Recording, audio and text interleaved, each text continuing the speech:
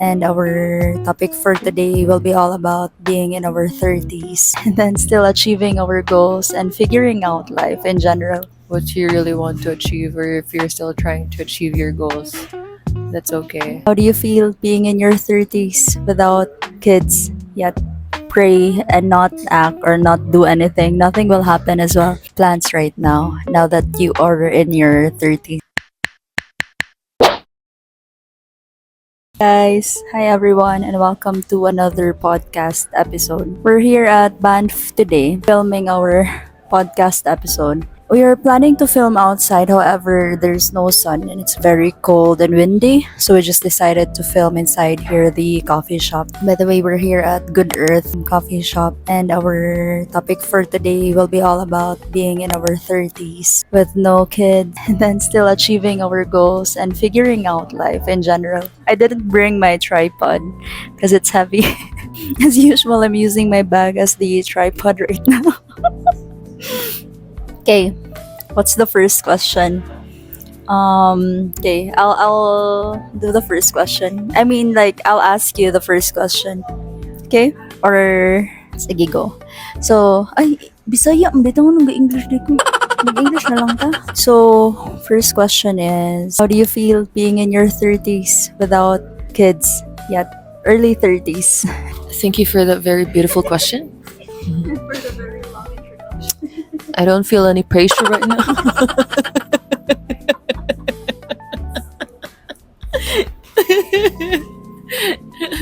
I don't know. I don't really feel like I'm in my 30s already. I feel like I'm still young. I look like I'm still in my 20s. Additional question, guys. Do you feel any pressure to have kids, or like now that you are in your 30s? No. No. Okay, bones. No.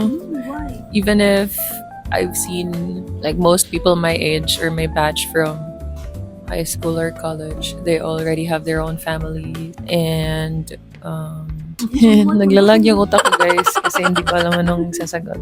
Because I don't really feel any pressure right now. Guys, I make the question. I make the question and I give my own answer. Ano pa may purpose of this podcast? Ako na lang tanan, guys. Q&A lang tanan, guys. So, okay. For me, no. Same thing. Like, I don't feel like I'm already in my 30s right now. I feel like I'm still I stopped aging when I turned 20 or 25. And then no, I don't feel any pressure, and I know that everything happens in the right time if it's God's purpose and God's will. So right now, no, and I don't see myself having kids in the next 3 years, maybe, or maybe 5 years. I don't know, we'll see. Because I don't know what will happen or if I change my mind. But that's my answer right now. And I don't feel like you should ever feel pressured to have kids or something, because once you have that one, there's no turning back. Nananaw sila. There's no turning back, and then wala na, di na jud mabalik ang time, and then that's a very big responsibility. So whenever you enter that stage or era, you really have to be ready. Financially, physically, spiritually, emotionally, tanan, mentally. So, tanang li, guys. So, mana siya. It's not really like age is a really big thing for me. Wala lang. Dili lang siya something na every day get to be reminded of. Because I don't feel like every day you don't really think of, hala, 13 ako, hala. So, just do you. Do your own thing. And if you're still on the phase of your life where you are still trying to figure out what you really want to do, what you really want to achieve, or if you're still trying to achieve your goals, That's okay. For as long as you know that you're happy and you know you're at peace. More question. The next question I have in mind is, what are your plans right now that you are in your 30s? And saba kayang kape din. And any milestone nga gi think nimo nga should happen in your 30s? 30s? Naibot siya, guys.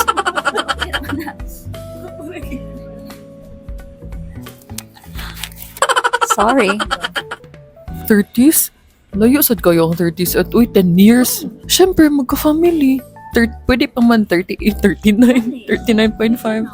O kana, to have my own family. Kana siguro. I think that's the main thing. I'm not really the person who really likes to plan ahead, especially if it's like years from now or even like month. I'm the type of person who's very spontaneous, and because I know God's plan for us will prevail, even if like you have like plans in the next few years. Tagay, guys. For me, I'm the complete opposite, guys. I like to plan ahead, plan every phase in my life. Like I'm like that. In a way, it's good. That's why she always overthinks. She's always disappointed. And oh, always, if di masunod mo ko, dili lagi, ano lagi? Ay, ko ano lagi? Ano? Pero I would say there are good and bad sides to it. Good is because I would really strive and really do my best, persevere in order to achieve the things that I want to achieve, or like my goals in life, because I'm very goal oriented. That's why. And I really like to plan ahead. The thing is, I know like God's will still prevail, but like if you will only pray and not act or not do anything, nothing will happen as well. So it's really like a combination of hard work, perseverance, prayers, guidance from God. So yeah. Mura siya kuan gud kanang unsay nga ni? Naman na siya saying sa Bisaya, di ba, nga kanang thought, guys, is kanang lihok. Oh, kanang no uy. Lihok kay kung mulihok ka, tabangan ka sa Ginoo. I'm not sure if I'm saying the exact quote, but like that's the thought. And yeah, what else goes in my 30s? Same thing, like I want to be stable. I want to have like enough money, like to have emergency funds set up, and then enough savings so that whenever the time comes that I would have my own family, I would be stable enough to be able to raise my kids and send them to school, and the usual stuff. And then what else? And I also want to travel, of course, travel. Like Europe, US. Like muna akong go po ron, guys. Like before having my own family, I really want to travel. Like ako solo travel, or like, pero mainly is kanang kuig akong family because I want to bond more with my mom and my siblings.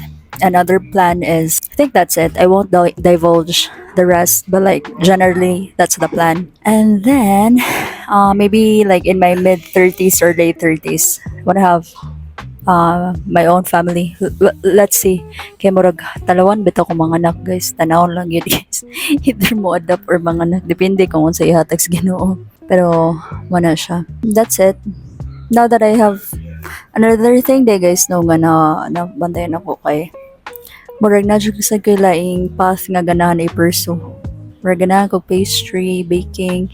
Kay back in Cebu, I used to bake cookies and sell them aside from working as a clinical pharmacist. So muna siya. I don't know if I would really want to stay in the pharmacy field.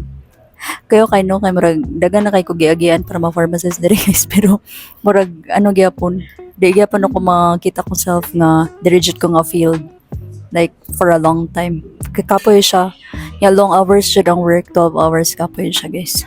Draining. That's when you realize, even if you're earning much, if you're not happy with what you're doing, it doesn't do good, especially long term. Naku, nothing. Maybe is there any reason why until now we haven't settled down yet, or like reason? And di kay naman tay mga nabiyag uban na murag, even if they didn't plan on settling down in their 20s or nahitabo gihapon na may uban tao na kanang murag, even if they didn't plan in settling down in their 20s, but it happened just because.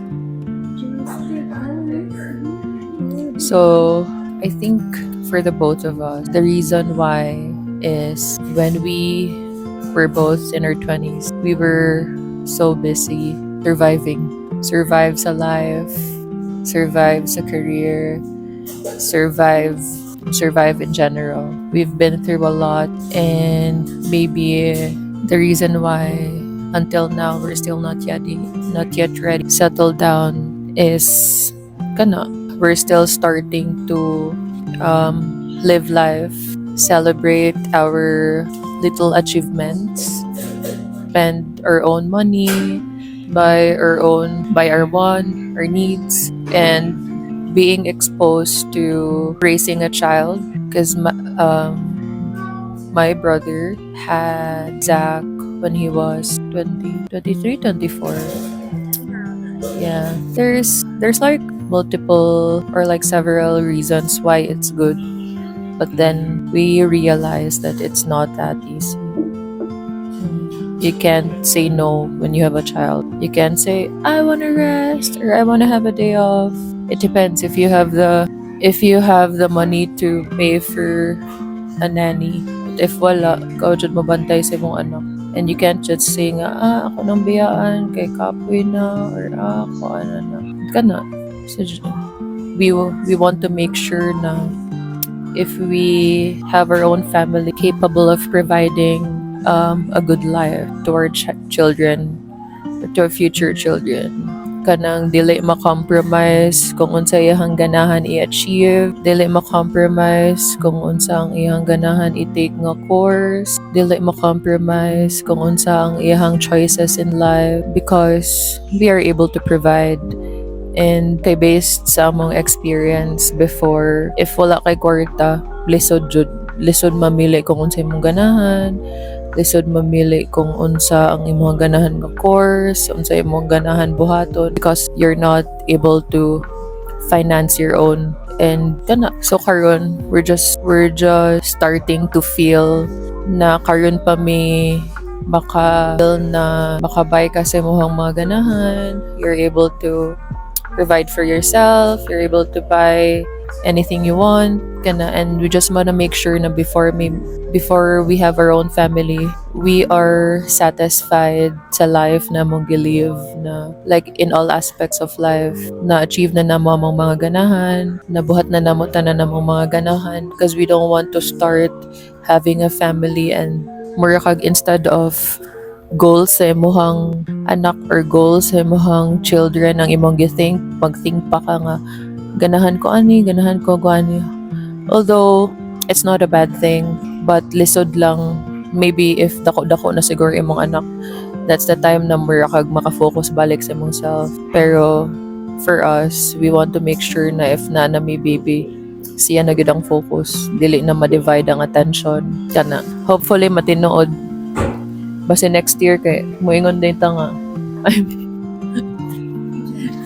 basta next year ba moingon din ta ay si kuan din Thing kanang ganahan mi guys nga mag-enjoy sa among earnings, kay lisod man good ang among kaagi growing up nga di na mo mapalit ang among mga gusto. I mean like enough ra gyud siya para mo survive sa day to day. Makakaon mi ana, pero di good ingon nga makabay sa mga wants. And right now that we are earning already, so we just want to enjoy as much as we can, buy the things that we want, buy the things that we've always wanted but we could never have before. So mo na siya. And then another thing is we also really wanna help din amo ang mama kay daga man siya gi-sacrifice god para sa amo apod, so mo nang mo give back usa, but you never know what will happen. Pero at least nami diri sa Canada nga mas mas okay ang income ba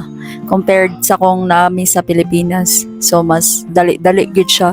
And then right now po kay mas easier jud to buy the imong mga things nga ganahan. Aside po ana is kato si Zach mo good, as what has Ate Tar mentioned, muram siguro na namog anak si Zach, so murag mo sa nang another reason yan dili ra pod min ma-feel nga magdali mga anak kay mura ra sa namog anak si Zach ba nga mong baby pod palitan na mo kung siyang gusto palangga jud na namo siya kay siya jud amo ang first good nga pagumangko na mo. So muna as baby Zach. Just a disclaimer, I'm not saying, or we're not saying that we're against those na kanang mag-anak pag sayo, even if di pa sila ready, or kanang mag-anak before nila i-achieve ilang dreams. Yeah, this is just our own opinion, and this is just how we feel. So, lain-lain magitag opinion, so let's just respect each other's opinion. And then we also have different upbringing, so that's why we have different opinions, we have different stands sa mga lain-lain nga butang. So what's the last question?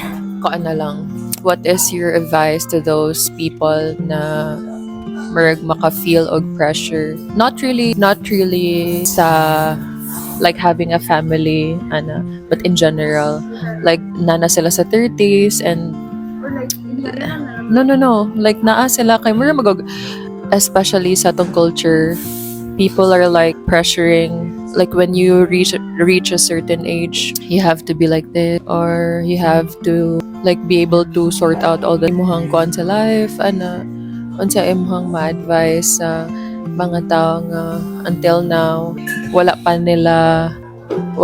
pa sila kibaw kung unsa lang ganahan, or wala pa nila na-realize or na-discover ang ilahang purpose and ilang goals or ilahang ganahan ma-achieve. I would say, as much as we don't want to feel any pressure, we're just human being and we would be able to feel that emotion. So my advice is, i-try lang jud siya o balance, like balance imong life nga kanang mag-enjoy ka, magtrabaho ka, kanang lain-lain magud tag timeline sa kinabuhi, so dili jud ka dapat mag-compare sa ubang tao. And then sa jud siya kanang kato giingon ako nga pag-pray lang sa gyud per me, kay if it's meant to be yours or if it's meant to happen, that will really happen in God's plan and if it's God's will.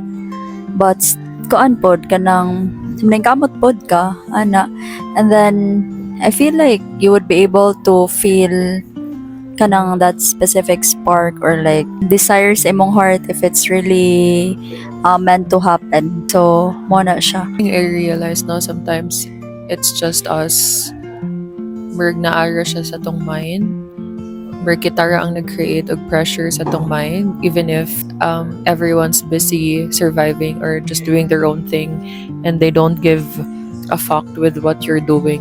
Merg sometimes tungod sa social media and sa mga like social media gyud ang pinakadako nga influence, merg we put pressure on ourselves na dapat inani, but one thing I realize is bisag ang mga tao kay busy kaayo, they're like in a race na dapat ani nga age kay ma-achieve na ko ni nga certain title, or dapat before ko magkuan kay dapat makabay ko ani, or dapat before ko magkuan kay dapat inani na ako ang position But then at the end of the day, the question is, are you happy?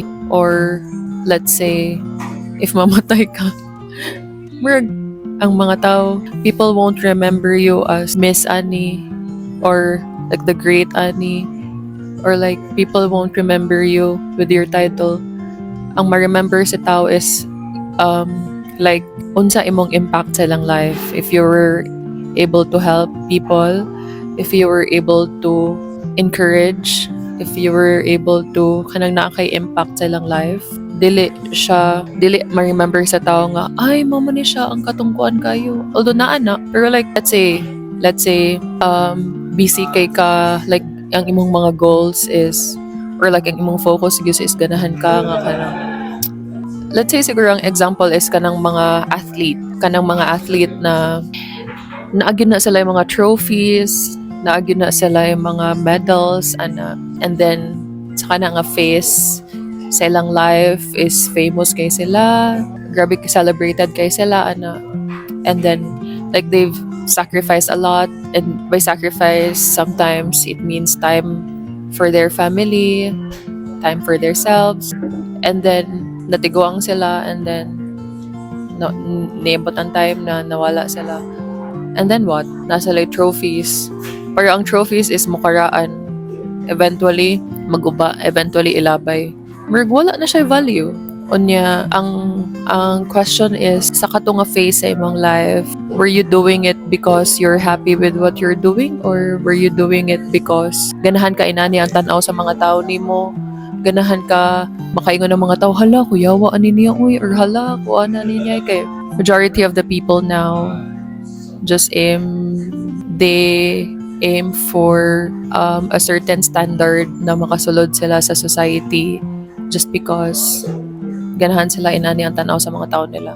But then mura na siya mangutang kag mahal nga cellphone kay ganahan ka tanaw sa mga tao nimo na kay kwarta, but then nangutang ka niya, ikaw dito ang naglisod og bayad. Mura kag ang imong i-think ra ikaw kay you're busy thinking of what other people thinks of you, pero ikaw mismo kay murag imong i-sacrifice imong mental health, imong well-being para lang tanaw sa mga tao nga inana ka. Ang importante is dapat happy ka sa imong life, at peace ka, you're able to help other people.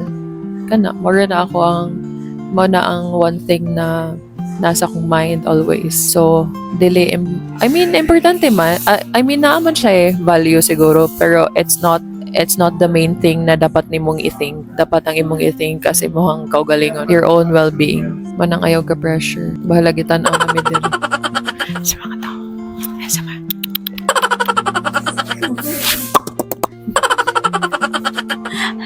Ayaw ka pressure, pero mo na to guys eh. That's it for like very nice kay itong mga gipanolte niya titar. Nindot siya. Nya kaning murag wala na ko'y ma-add kaya murag complete na siya guys. Nya sakit na daw yung likod guys. So we'll be ending today's podcast, and thank you so much for tuning in, and comment down below guys for your suggestions for our next topic, questions ninyo. Thank you guys, and we'll see you on our next one. Guys, maloy sa mo sa mong podcast, comment sad mo eh. Bahala kon kanang mga Bisaya diha, comment mo. O comment mo question or unsa. Ayaw lang jug lihok at kay mauyog siya. Ayaw sa jigig pag smiles sa dali. O kagawon sa man.